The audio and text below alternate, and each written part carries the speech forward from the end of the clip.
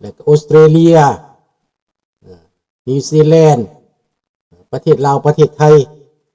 ประเทศแคนาดาทุกประเทศพี่น้อง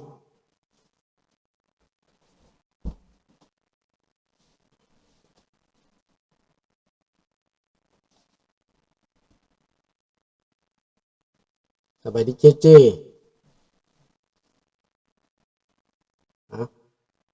สบายดีพี่น้องลูกหลานคนลาวคนไทยอยู่ไสก็แล้วแต่ที่ฟังภาษาลาวเข้าใจทั้งในอเมริกาด้วยพี่น้องและในแคนาดาขอเข้าเพลงชาติเลยเนาะสบายดีแทนเห็นแก้วบ่ลุงมันบอกว่าเฮาเฮ็ดหยังบ่ได้มันคิดว่าอยู่นอกกันหมดบ่มีลาวในว่าซั่น บ่เป็นหยังเด้อสบายดีน้องจันทวีสบายดีทองวันเนาะขอห้องเพลงชาติไปเลยเนาะศาสตร์ลาวตั้งแต่เดิมมาขึ้นชื่อลือซาอยู่ในอาซีศาสตร์ลาวผูกพันไมตรีความสามัคคีฮักห้องกันหากศาสตร์หากประเทศเฮาหากเจ้าปกเกตเกษาผมมักความศาสนาแต่บูหันมาฮักษาดินเด่นบ่ให้สัตว์ใดมาล้วนหาวีลบกวนหยัดแย่งสิ่งเอาภายขึ้นเขามารู้วุ่นวายสู่จนตัวตายต้านทานศัตรูสวยเสือจูเลือดเนื้อเสื้อเผาพื้นผู้กูเอาบันเทาถูกกันขอบใจหลายๆเนาะบูรานเว้าว่าเวลาก่อกองไฟนี่ต้องก่อไปจากน้อยๆสุมไฟนี่ก็สุมน้อยๆทำอิฐก็เอาขี้ฝอยสุมก่อนหลังจากนั้นก็ไม้เล็กไม้น้อยสุมเข้าไปไฟมันติดแล้วจังเอาหลัวเอาด้นพื้นใหญ่ใส่พี่น้องโบราณเพิ่นว่าเนาะอันนี้ก็เป็นคติสบายดีมงนามีประดิษฐ์เป็นคติเตือนใจพี่น้องหลายคนว่ากระบวนการต่อสู้เฮาคือเริ่มแต่น้อยทุกสิ่งทุกอย่างต้องเริ่มแต่น้อยคนก็เกิดมามื้อหนึ่งอายุมื้อหนึ่ง2 มื้ออายุชั่วโมง1 นาที 1เริ่มไปให้หลายปีจนเฒ่าจนแก่ทุกสิ่งทุกอย่างเริ่มแต่น้อยเบิดพี่น้องเนาะขบวนการต่อสู้ก็เริ่มแต่น้อยเดี๋ยวนี้เริ่มขยายใหญ่ขึ้นคนฟังหลายขึ้นเนาะอันนี้คนเข้าใจหลายขึ้นทำอิฐก็อาจจะขีนหูขีนตาบ่พอใจแต่ฟังไปลึกๆแล้วมีสิเนื้อหาสาระมีเหตุมีผลพี่น้องนี่ฟังไปลึกๆแล้วแม่นเว้าเพื่อคนส่วนใหญ่เนาะมื้อนี้เฮาก็สิมาตอบโต้เพื่อคนส่วนใหญ่ที่บ่กล้าตอบบ่กล้าเว้าบ่กล้าเผชิญหน้าย่านกลัวเขาลาวเฮานี่เก่งหยังเก่งแต่กับลาวเดียวกันคันตีก็ตีแต่กับลาวเดียวกันเนาะแต่คนต่างชาติคนอื่นเขาก้มเหงกันก้มอยู่พี่น้องคนลาวเฮานี่เป็นแนวนี้มามื้อนี้สิมาเว้าเรื่องแมวตัวเดียวทำให้ม่งเบิดประเทศเบิดบอนทุกทีเดือดร้อนแมวตัวเดียวพี่น้องมีแมวตัวเดียวบักใดแมวบักใดตัวเดียวนะพี่น้องมาฟังบักแมวตัวเดียวนี่แหละยมกะซักสามมาสู่ตั้งใจฟังกูนะเมื่อนี้กูมากระแทกอยู่ในกูว่าเสือนำหน้ากะซักสามหัวว่าแต่เจ้าสิริวงศ์สว่างมากูว่าเสือรถเป็นตาสังเป็นอย่างคนลาวบอกว่าเรารูปเราสูงเราถึงเป็นอย่างพวกเขาจึงกลับบ้านเพราะเขายังมีญาติพี่น้องและทางรัฐบาลสปปลาวเขาเปิดกว้างเขาบอกคือพวกมึงเขาเปิดกว้างการเว้าการจาการเว้ากันมานิสัยทัศน์ของเขาการนำของเขาดีกว่าพวกมึงบบต้องไปเปียบกับสปปลาวพวกมึงเปียบบ่ได้มาสิแม่สูมีบักได้ าใดกล้ามากระแทกกูเนี่ยฮะพวกมึงนี่เป็นสัตว์เข้าใจปะ ไอ้มึงด่าไปบักแม พ ว วกมึงอะนะบอกกล้าออกทริปคือกูมากระแทก บักแมวลงโทษกูบ่ย่านมึงดอกบักแมวลงโทษมึงเก่งแล้วบินมาเจ มี อกันอ แต่ ยู่ที่ บัก มอนเนี อย ยู่ เด้อ ข้างหลังและให้เด็กน้อยคือพวกบักก้อกี้พวกบักรับท้องอันมาออกก็เท่านั้นสู้เฮ็ดอย่างโบต่างที่ตอนเดือน8 วันที่1973เอาละพอแล้วมื้อนี้เนี่ยบักมุ่งบักแมวหน้าหมาพี่น้องเอ้ยแมวหน้าหมาแมวลืมซาดลืมแผ่นดินแมวลืมตีนบักสันดานหยาบถ้ากูอยู่อเมริกามึงเจอตั้งแต่ดนบักลาแต่เดี๋ยวนี้กูบ่อยากไปทำกระผิดกฎหมายอยู่อเมริกาปล่อยให้คนในอเมริกาปล่อยเด็กน้อยอเมริกาเขาเว้ากันคนอเมริกาเกือบล้านคนลาวนี่นะถ้ามันบ่มีหัวใจว่าดูถูกเหยียดหยามเหยียดหยามนี่มันบ่เป็นธรรมดาได้พี่น้องแมวตัวนี้มันบังอาจเหยียดหยาม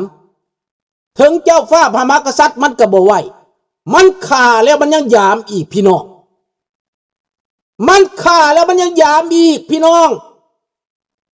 แมวตัวนี้ประกาศคันเห็นหน้ามันอยู่ไทยยืมตีนในจักหน่อยได้ไหมครับมันดูถูกเจ้าฟ้าพระมหากษัตริย์มันดูถูกราชวงศ์มันดูถูกคนลาวทางชาติแมวตัวนี้ขอยืมตีนในจักหน่อยได้ไหมในอเมริกาพี่น้องขอยืมตีนคนลาวในอเมริกาคนละตีนได้บ่ได้บ่ในโลกนี้คำว่าหยามเกียรตินี่นะบ่แม่นเรื่องลิ้นได้พี่น้องบ่แม่นเรื่องเล่นแต่คนลาวในอเมริกาเขาทำอะไรอยู่ผมไม่รู้เขาทำอะไรอยู่การฟ้องร้องมีเหตุผลไหมอาจเขาจะประกอบคำฟ้องบ่เหมาะสมถ้าประกอบคำฟ้องว่าดูถูกเหยียดหยามเกียรตินี่นะสุดมาโลดพี่น้องประกอบคำฟ้องให้มันเหมาะสม2มาแล้วเฮ็ดเวียกให้พวกคอมมิวนิสต์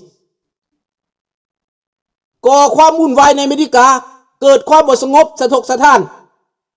แต่ต้องจิตใจของอพยพที่หนีมาเฮาต้องการความสงบเฮาต้องการความเรียบร้อยเฮาหนีมานี่เฮามาเพิ่งประเทศแต่ว่าคนในอเมริกาบ่ฮู้จักว่าเขาเจ้าเข้าใจหรือบ่แนวนี้สำหรับแคนาดาถ้าเป็นแบบนี้นะถ้าเป็นคือบักตุลอนี่นะไปแต่ดนพี่น้องไปแต่ดนติดคุกแต่ดนพี่น้องข้าพเจ้าบ่ท่านเห็นผู้ใดท่าทายแบบบักแมวตัวนี้ในแคนาดาข้าพเจ้าอยากให้บักแหลมบักแหลมนี่นะให้บักแหลมนะมันท่าคือบักตุลอไหมท่าแบบเดียวกันนี่ไหมเอาไหมลองไหมข้าพเจ้ามีไม้ให้มีไม้เด็ดให้แบบนี้นะแต่วันในแคนาดาบ่มีผู้ใดท่าทายแบบนี้พี่น้อง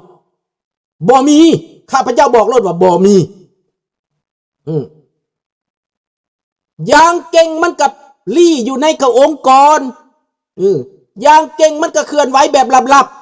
ๆแล้วมันก็เว้าเอาแต่มันบ่ท่าทายคันมันท่าทายนะแปลว่าได้เรื่องเลยพี่น้อง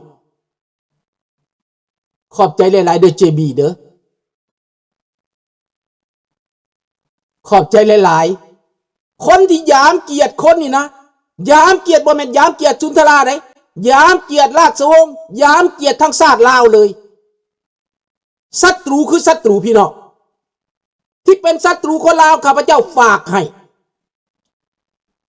คนอเมริกาใส่หัวคิดจังหน่อย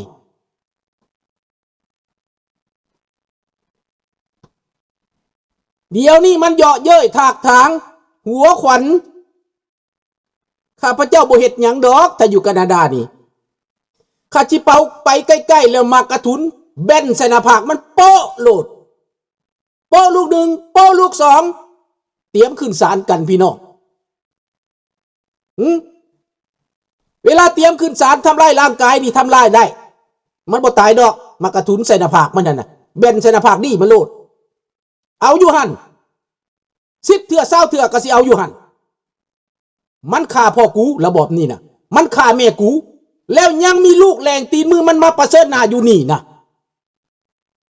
อันนี้แหละพี่น้องบ่แม่นก่อความรุนแรงเด้อแมวตัวนี้เป็นแมวที่เหยียดหยามจิตใจคนดูถูกคนเยาะเย้ยคนหยามเกียรติราชวงศ์พวกเจ้ามีราชวงศ์ที่บ่มีฮอดแผ่นดินที่ถือเขาฆ่าพอตีแม่แล้วยังถือมันหยามเกียรติได้จังไดพี่น้องคือเบิ่งมันเกียรติสั่งมันว่ามันเฮ็ดมันว่ามึงเฮ็ดมึงแล่นตายห่ามึงมาหยังมึงไปยังบูอยู่ประเทศลาวน้ำพวกลาวแดงพูดบักหมาสีแม่มึงบักโคตรพ่อโคตรแม่มึงข้าพเจ้าได้โกรธพี่น้องเกียรติสั่งบักหานี่ถ้ามึงมาแคนาดามึงมาโลดเหยียบดินตอนใดกูไปถึงกูจะบ่ย่านโคตรพ่อโคตรแม่มึงพี่น้องอันนี้คือสุนทราแหละนี่นะแต่ข้าพเจ้าบ่อยากไปก่อเรื่องในอเมริกาเท่านั้นคันในแคนาดาเป็นแบบนี้นะข้าพเจ้าก็บ่ไหวเอาขึ้นศาลกันทันทีมีเรื่องกันทันทีพี่น้องเถิงใดเถิงกันถ้าไปเมืองลาวเด้อขอฝากลูกหลานลาวเห็นหน้าบักตุลอยืมตีนคนละตีนบ่เฮ็ดหยังแล้วแต่เขาจะยืมแต่ตีนซื่อๆมันไปลาวก็ไปบ่ได้อยู่อเมริกาก็บ่ได้มาแคนาดาก็บ่ได้สิเหยียบให้พี่น้อง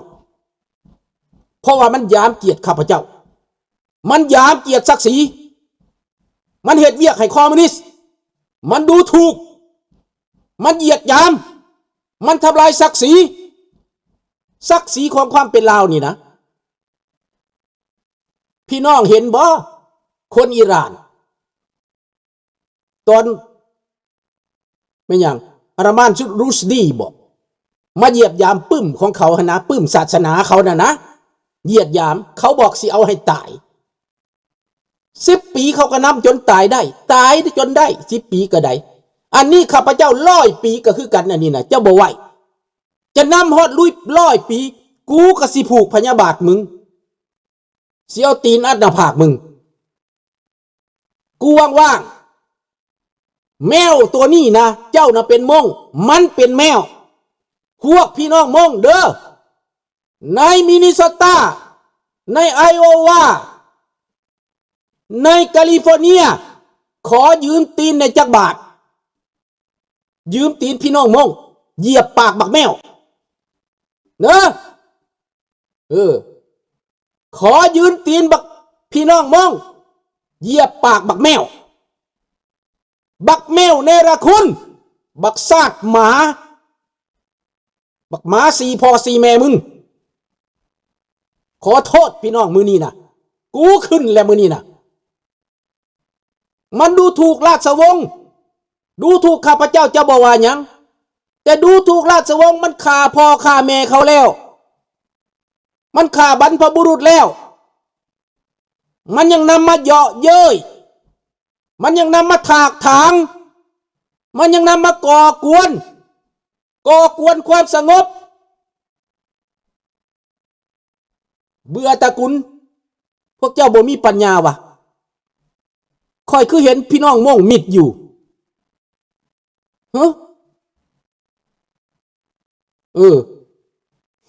เบื่อตระกุลม่งตระกุลรอสุดถ้าเบื่อแล้วมันอยู่ในอเมริกามันไม่ได้อยู่บนอื่นยืมมากระทุนน้อยนึงมากระทุนเข้าหน้าผากเท่านั้นแล้วไม่ได้ยืมยังดอกข้าพเจ้านี่เอาโลดมากระทุนใส่หน้าผากแล้วบอกเอาหยังบอกอะไรเรื่องเห็นอยู่ใส่เอาอยู่หัน